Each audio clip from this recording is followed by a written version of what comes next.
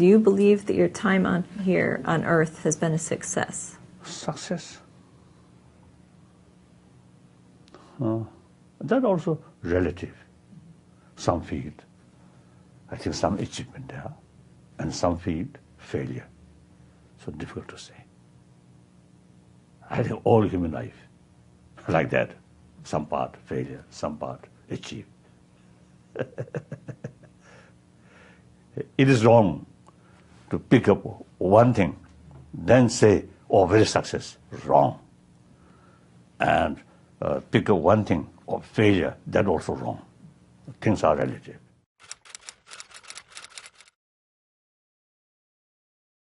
The time to enjoy yourself is in the now, in the moment of whatever it is that you are trying to achieve. Whether you're home walking the dog, cleaning the garage, taking care of the kids, or you're trying to get to that next level, it is your right to enjoy yourself. And now you're probably looking at me and you're all thinking, and some of you might be saying, you know what, Steve, that makes sense. Okay, make a choice, enjoy myself. But how do you get to enjoy yourself when you are trying everything? You're implementing all the tools and all the information you got, but it's just not working. I'm seeing other people passing me by. How do you get to enjoy yourself, Steve, when some of the people are having really intense problems at home? Some people are going through a divorce. They're having financial difficulties. Maybe there's an illness in the family. You tell me, Steve, how you are supposed to enjoy yourself when all these things are happening to you in your life. Drugs.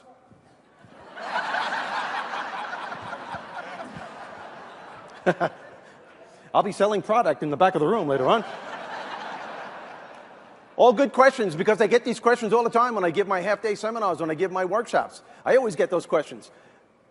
Here is how you can assure yourself to enjoy yourself during the process of whatever it is you're trying to achieve. I want you to get this, because it starts as soon as you open up your eyes in the morning, or whenever it is that you start the day. As soon as you open up your eyes to greet the day, you enter into consciousness. It is at that moment that your creativity is at its most powerful. Right there and then, you have an opportunity to steer your thoughts and your emotions in the direction that you want them to go, not in the direction that they're telling you to go. In other words, you can literally choose to seize the day, or you can let the day seize you. That's a choice. I think you can all agree that too many people today, soon as they open up their eyes, the first thing that they focus on is all the grueling stuff they had to go through the day before, all the stuff that didn't get accomplished, all the stuff that didn't get done, the irate people that they had to deal with.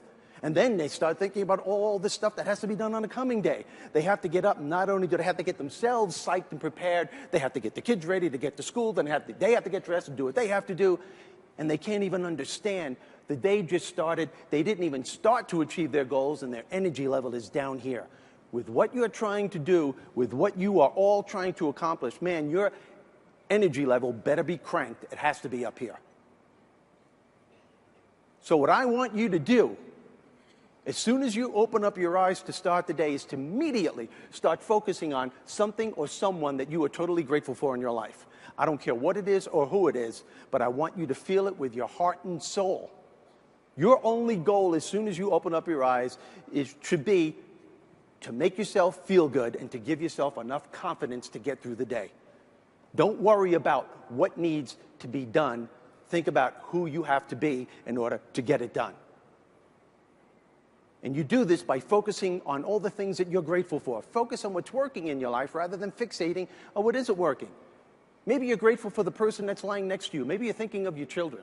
Maybe it's a dog lying on the side of your bed. Maybe you're listening to the birds outside your window. It's the wonderful house you live in. Maybe it's the wonderful organization that you belong to. It doesn't matter what it is. You just feel it with your heart and soul. You build from there and you keep going. Why do I want you to do this? Because gratitude is the most powerful connection you have to your higher self. You always, always want to start your day connected to this higher self. And when you do, life becomes easier. You don't take things personally. When you're confronted with a challenge, you just look at it for what it's worth. It's a challenge. Everybody's confronted with challenges. And you know that there's something within you that can meet it and overcome it and move forward as a result of it. And the next thing that I want you to do, as soon as you have this attitude of gratitude going for you, tell yourself you're going to enjoy the day. Say it to yourself, you know what, I'm going to enjoy the day. This is going to be a good day. Visualize how you want your life to go. Visualize yourself having fun with your fellow workers, the people you're working for, who are working for you. Doesn't matter. Just visualize yourself achieving the goal. And always, always find the laughter within you and around you every day of your life. And that should start in the morning before you leave the house. There's humor all around you. We get so caught up in our thought process on what needs to be done, we let all the funny stuff in our lives just pass us by. How many married people are out there? Raise your hands. How many married people? Oh, there's humor there. Oh, there's humor there. As a matter of fact, it's essential. I always said a sense of humor is probably the number one thing that can keep a couple together. Humor, a sense of humor. But if you read Oprah magazine and if you read Cosmopolitan, they'll tell you the key to a healthy relationship is to understand your partner. Oh, really? That's absurd. You'll never be able to understand your partner. The only thing you need to understand is that you will never be able to understand your partner. It's impossible. You'll go out of your mind trying to do it. Hey, I've been married to my wife for 25 years. Till this day, I can't understand why I have to get in trouble for dreams that she has. Guys, you know what I'm talking about? You wake up in the morning, good morning. Oh, don't you good morning me. Well, what happened? Well, I just had a dream that you had an affair with another woman. And really, guys, your response should never be, really? What'd she look like? I just want to know if it's the same dream I've been having. Do me a favor, go to sleep, get an email address, let me know. Humor is everywhere. I take this stuff with me when I'm on the road. I think about these things that my wife and I do, it just gives me such a great feeling. And if you're married, you know you're going to argue, and the arguments are usually funny. I mean, really funny, because you never know what's going on. I had an argument with my wife about a month ago, and a friend called me up, and I said, I can't talk now. We're having an argument. He goes, what's it about? I said, I don't know. She didn't tell me. And they never tell you. Women, why don't you tell us what it is? And you know something's wrong because we're going out, we're ready to go to dinner, we're in the car. I look at her and I say, boy, you look great. She goes, mm-hmm. And I knew it right there. It wasn't even a word. It was just a mm-hmm. I say, something wrong? No, nothing. Nothing. There's nothing wrong. Green light, keep going. Green light, keep going. You sure there's nothing? Nothing, nothing. So you let it go. 20 seconds, you let it go, and all of a sudden you hear, you really don't care, do you? Where does that come from? And I look at her and said, of course I care. That's why I asked you. I asked you what is wrong. And then she says something that is totally illogical. Well, if you don't know, I'm not going to tell you. Well, if you don't tell me, I'm not going to know. What am I, the amazing Kreskin? And guys, what do? The dumbest thing in the world. We start guessing what it might be. Don't do that, because then you're telling her stuff that she didn't even know about.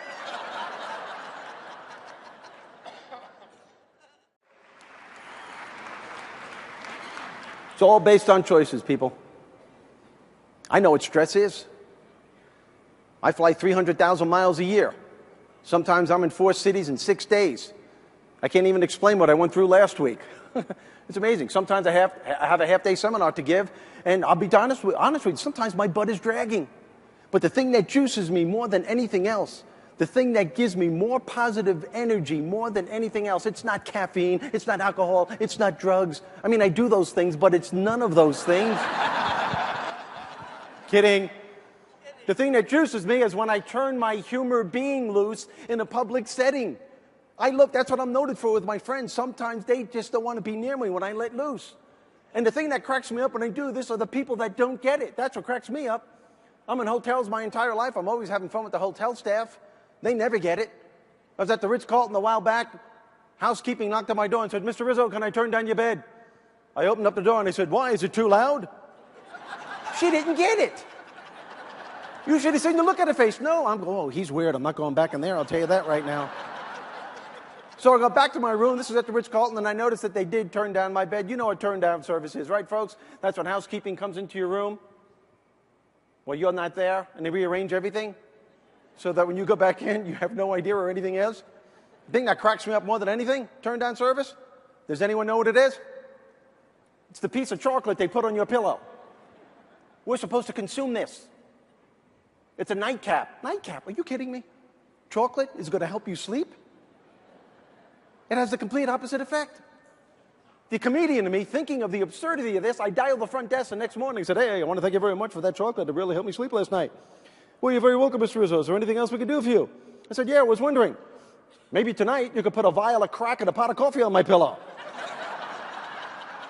No, seriously, I think that'll help me sleep. So you're laughing. You want to know what he said? Oh, I don't think we could do that.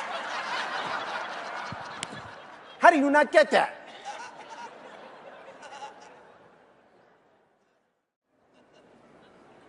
It's not just the traveling that gets me too. It's the security measures you got to go through all the time now. You know, you got to go through security all the time with all this stuff and take this off and put that down and check this. Oh, you got to be kidding me. But the thing that I do to beat that is I'm an observer. I watch people. I love watching people. Not too long ago, I was at the airport and I'm looking at this kid, 14-year-old kid. Folks, I want to say something. I don't like to judge people, and I really wasn't judging him. I couldn't help but notice this kid had so much metal on his face. So many pins, hooks, earrings, rings. And I'm going, how is he going to get through security like this? Because it looked like he fell in a tackle box. Okay, that's what it looked like. It looked he looked like fishing lure. It looked like he would have caught a marlin. You know what I'm saying? And wouldn't you know it, who do I sit next to on a plane but this 14-year-old kid? And he's wearing a T-shirt. Life sucks and then you die. Very optimistic. And I was very surprised because we had a conversation, and this kid, we were talking about politics, this kid knew what he was talking about. And I was impressed, but I couldn't help myself again. Again, the comedian me goes rampant, goes crazy. And as I'm talking to him about the serious conversation, I couldn't help but notice, folks, I'm not kidding you when I say this. I kept looking at him and I counted. He had 10 rings on one brow. 10 rings. And all I kept thinking of was shower curtain. That's all I kept thinking of. Like, right? It's like, what is he, like some kind of modern-day pirate with a little flap? I.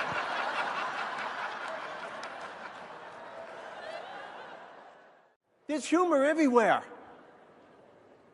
How many pet lovers? You have pets out there? People love your pets? I have 3 labs. My wife's the dog trainer. 3 labs, a cat, and 4 exotic birds.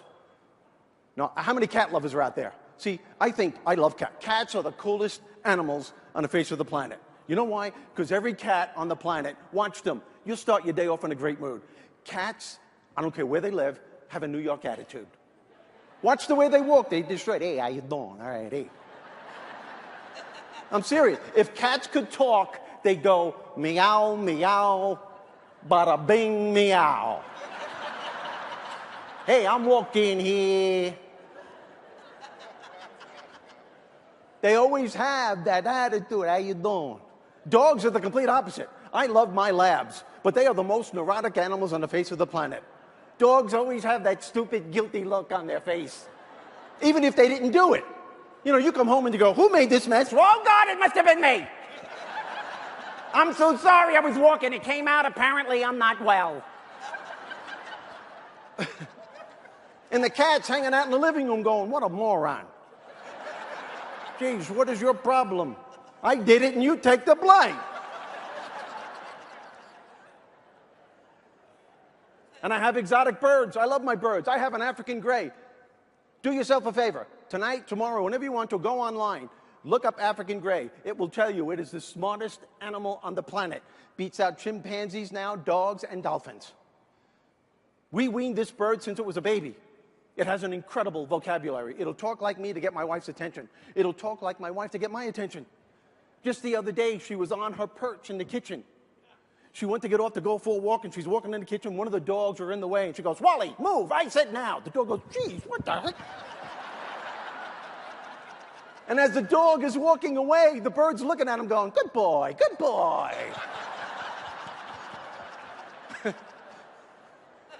I'm not making this up.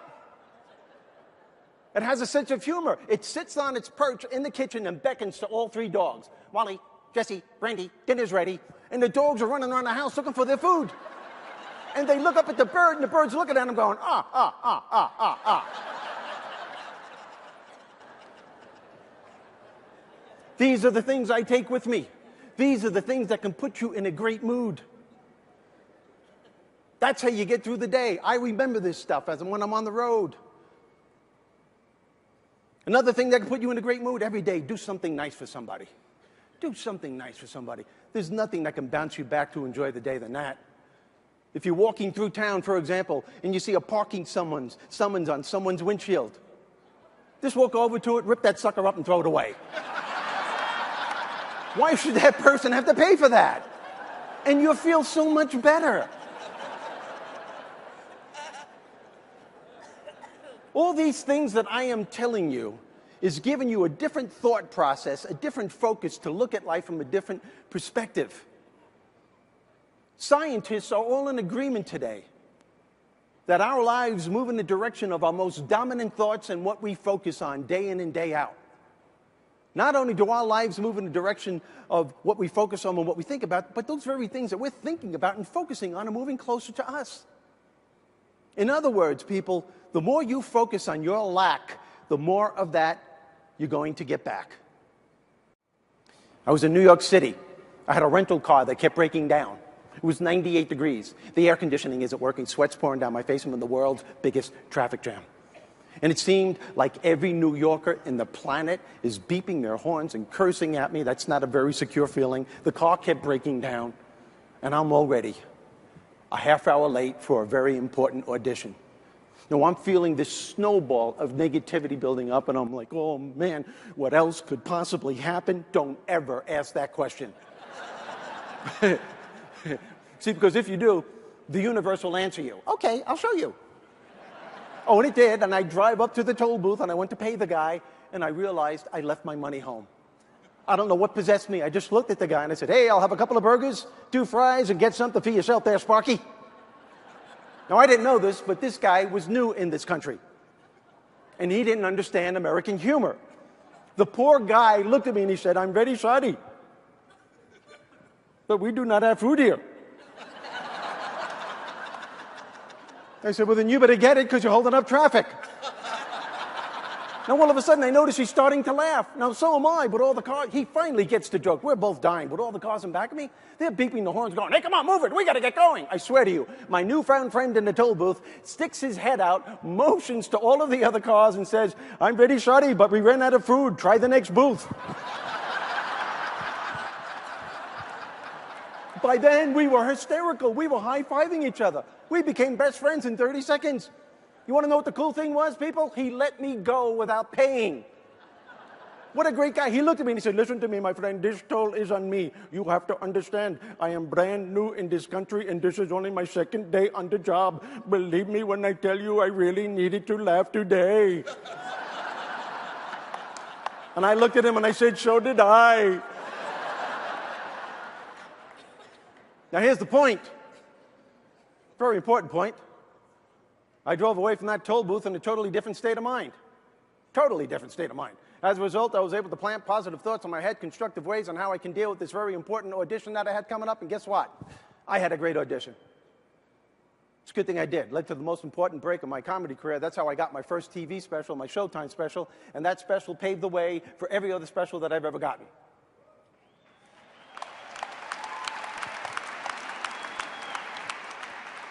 Here's a question. What do you think would have happened if I would have gone into that audition in the mood that I was in before the toll booth incident? I wouldn't have had a chance. Not in the mood that I was in. I tried everything in my power to turn that situation around. Everything.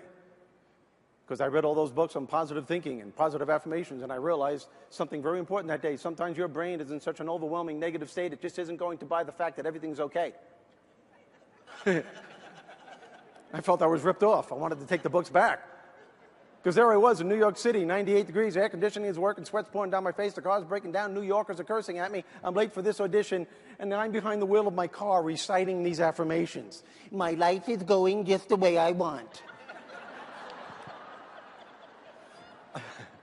I am in total control of this situation.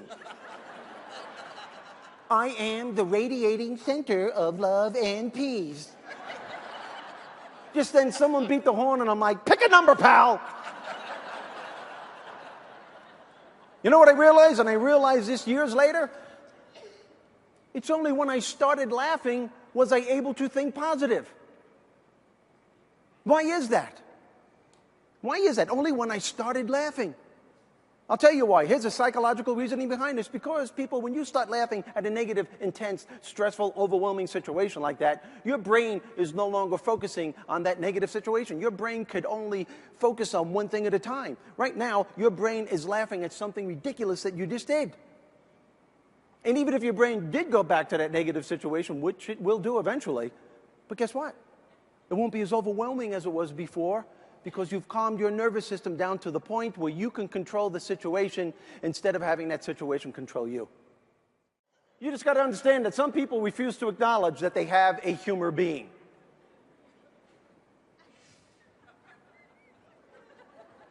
Be very, very quiet. Cameraman's going, get him away from me. Some people refuse to acknowledge that they have a humor being. State troopers refuse to acknowledge that they have a humor being.